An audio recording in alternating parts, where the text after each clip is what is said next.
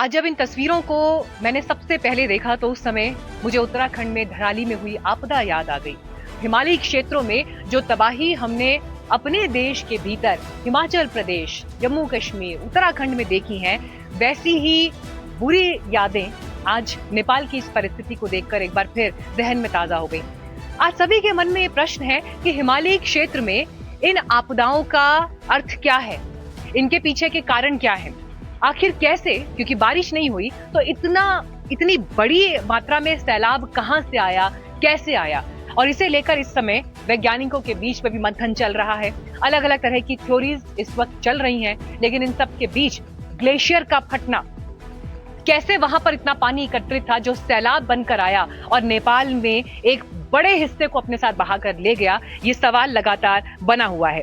नए ग्लेशियर के खिसकने की वजह से ऐसा हुआ, किसी पुराने ग्लेशियर के टूटने की वजह से ऐसा हुआ, या फिर बर्फ और चट्टान के खिसकने से बाढ़ जैसे हालात बने, और सबसे बड़ी बात यह कि सैटेलाइट तस्वीरों से किस तरह के इंडिकेशन मिल रहे हैं।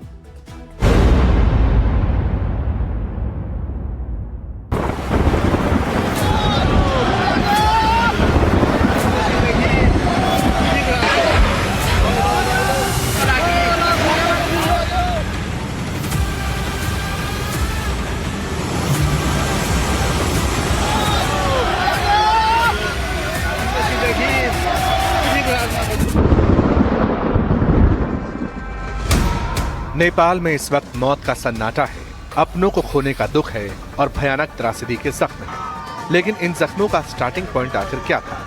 नेपाल के लिए जो नदी जीवनदायिनी थी, वो अचानक जीवन हरने वाली कैसे बन गई?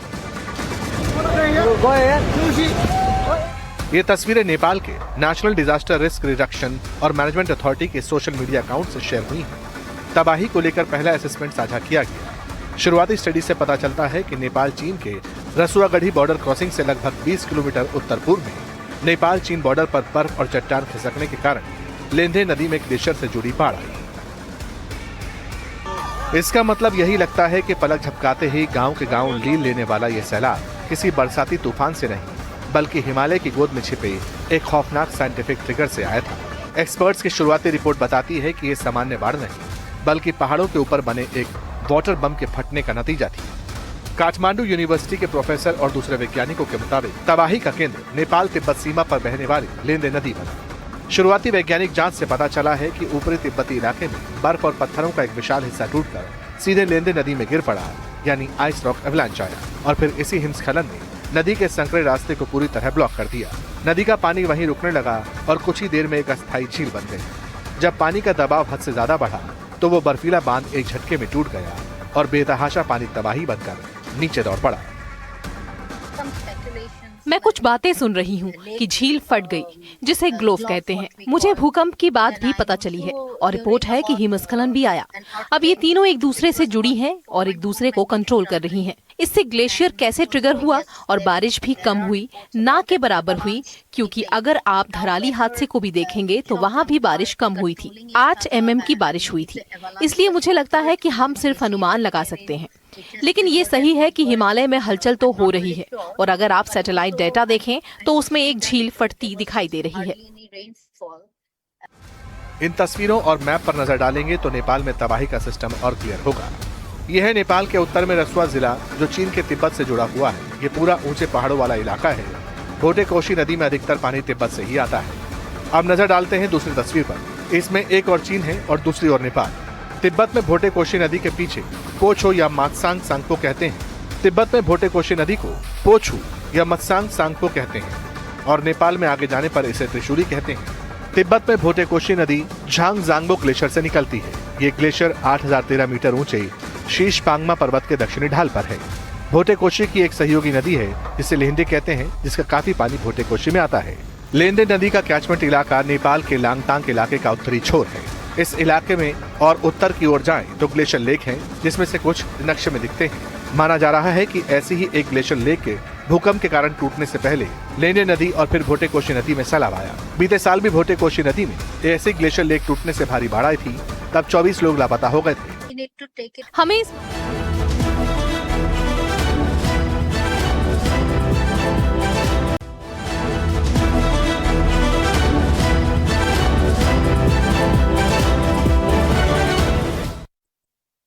नेपाल की इस त्रासदी पर पूरी दुनिया इस वक्त जानना चाह रही है कि ग्राउंड जीरो पर क्या हो रहा है और इसीलिए एनडीटीवी इंडिया ग्राउंड जीरो पर सबसे बड़ी टीम के साथ इस वक्त तैनात है, तैयार है। कल दिन भर एनडीटीवी इंडिया पर हम आपके लिए लेकर आ रहे हैं अन्वीक्षा, भारत नेपाल के बीच एक ऐसा संवाद जहां पर नेपाल के बड़ी पॉलिटिकल पार्टीज, सरकार के बड़े मंत्री और अलग अलग वर्गों के लोग आकर आपको बताएंगे सीधे एनडीटीवी इंडिया के मंच से कि इस समय नेपाल में कैसी तैयारियां हैं, सरकार के प्रयास क्या हैं, ग्राउंड जीरो पर कितनी हानि हुई है और उस हानि से बाहर निकलने के लिए, लोगों तक राहत पहुंचाने के लिए ऑपरेशन किस तरह से चलाए जा रहे हैं। तो एनडीटीवी इंडिया पर जुड़े रहिएगा, लगातार देखिएगा अन्वीक्षा।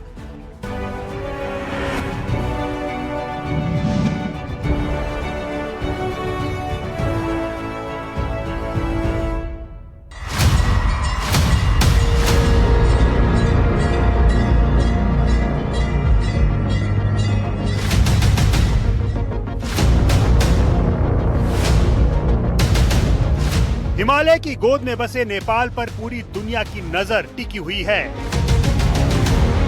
भारत और चीन के बीच एक ऐसा देश जिसे पूरी दुनिया बड़ी उत्सुकता और बड़ी जिज्ञासाओं से देखती है। न सिर्फ हिमालय या एवरेस्ट के लिए, बल्कि इस देश में संभावनाएं हैं, इस देश में अवसर हैं, लेकिन बहुत कम लोगों तक इसकी आवाज पहुंच पाती है। इस आवाज को एक प्लेटफॉर्म देने के लिए एनडीटीवी लेकर आया है एक महामंच, अन्वीक्षा आइडियाज अक्रॉस बॉर्डर्स का पहला संस्करण नेपाल की राजधानी काठमांडू में सजने जा रहा है। गुरुवार यानी 27 अगस्त 2026 को नेपाल की राजधानी काठमांडू में इसका आयोजन होने जा रहा है। मैं और आदित्य राज कॉल पहुंच चुके हैं काठमांडू के एयरपोर्ट एक खास असाइनमेंट के लिए। ठीक एक साल पहले हम दोनों इसी एयरपोर्ट पर उतरे थे, लेकिन तब का असाइनमेंट बहुत अलग था। एक साल बाद नेपाल कितना बदला है, नेपाल के लोग इस वक्त क्या सोच रहे हैं, इसे जानने समझने के लिए मैं और आदित्य एक बार फिर नेपाल पहुंच चुके हैं। आदित्य जी बिल्कुल, उस वक्त था जेनजी का माहौल और अब एनडीटीवी वर्ल्ड आपके लिए लेके आया है एनडीटीवी अन्वीक्षा।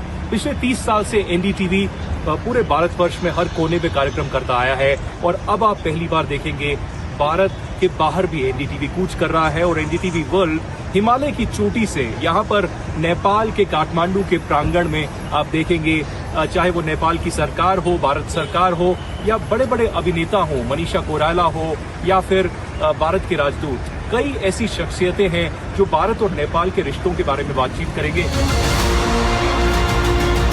एनडीटीवी के इस महामंच में शामिल होंगे भारत और नेपाल के बड़े चेहरे, नेपाल के विदेश मंत्री शिशिर खनाल, नेपाल के वित्त मंत्री डॉक्टर स्वर्णिम वाग्ले, नेपाल कांग्रेस के अध्यक्ष Gagan Thapa.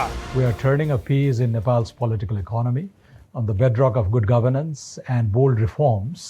We want to accelerate the pace of economic catch-up.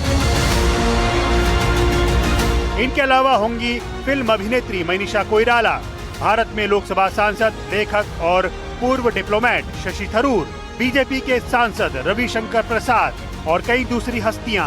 Beyond statecraft and formal treaties lies the true heart of our partnership, our deeply rooted cultural diplomacy and people-to-people bond. इस महामंच से बात भारत नेपाल संबंधों पर तो होगी ही, इस पर भी संवाद होगा कि आखिर छात्र आंदोलन के बाद से कितना बदला है नेपाल। नेपाल की इंडस्ट्री क्या सोचती है, नेपाल का कारोबार क्या सोचता है, डिजिटल दौर में नेपाल की यात्रा कैसी है, एआई के दौर में नेपाल कहां जा रहा है। भारत और नेपाल का रिश्ता क्या इसमें कुछ बदला है? वो कहते हैं ना, रोटी बेटी का रिश्ता है भारत और नेपाल का। पर क्या ये दो देश सिर्फ और सिर्फ सीमाओं से बटे हैं या फिर अपनी संस्कृति से जुड़े हैं?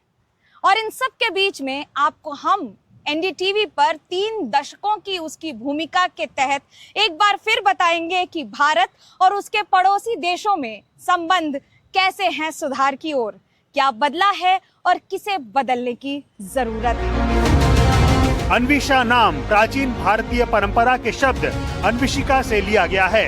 इसका मतलब है तर्क, सोच विचार और जांच के जरिए किसी चीज को समझना। दुनिया नेपाल को समझना चाहती है। नेपाल अपनी आवाज दुनिया तक पहुंचाना चाहता है और इसके लिए पुल का काम करने जा रहा है एनडीटीवी का ये सबसे बड़ा मंच अन्विषा।